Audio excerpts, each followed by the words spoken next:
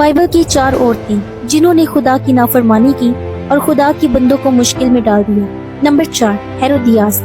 Herodias ने अपनी दुश्मनी और इंतकाम की ख्वाहिश में बादशाह हेरोदेस को कायल किया कि यूहन्ना बपतिस्मा देने वाले का सर कटवा दिया जाए। इस मंसूबे में उसकी बेटी सलोमी भी शामिल थी, जिसने बादशाह के सामने डांस किया और अपनी माँ की हदायत पर यूहन्ना का सर मंगवा कर इस खौफनाक मंसूबे को अमली जामा पहनाया। ये वाक़या हमें दिखाता है कि इंतकाम, धोखा और बुराई के लिए इंसान किस हद तक जा सकता है और इसके नताइज किस कदर संगीन हो सकते हैं।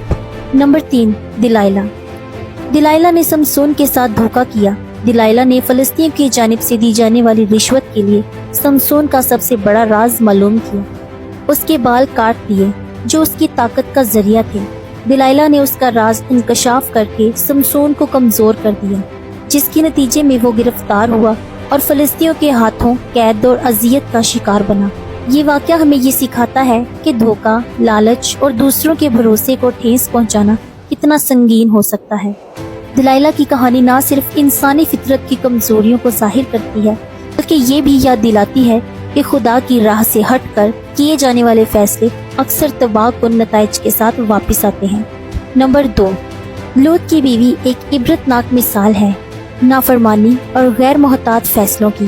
खुदा ने सदूम और अमूरा की बर्बादी के वक्त लूत और उसके खानदान को बचाने के लिए वाज़ेह हदायत दी थी कि रास्ते में पीछे ना देखें, लेकिन लूत की बीवी ने इस हुक्म की नाफरमानी की और पीछे मुड़कर शहर की तबाही देख ली।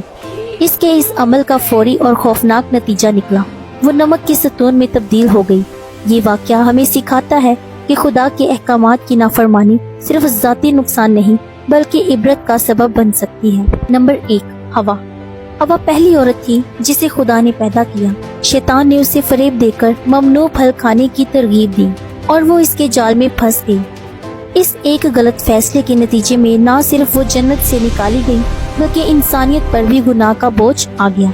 ये वाक़या हमें सिखाता है कि खुदा की हदायत की नाफरमानी के संगीन नताइज हो सकते हैं और छोटी सी गलती भी तारीख को बदल सकती है। ये औरतें हमें सिखाती हैं बुराई, झूठ और नाफरमानी के नताइज संगीन होते हैं। हमेशा खुदा की राह पे चलें।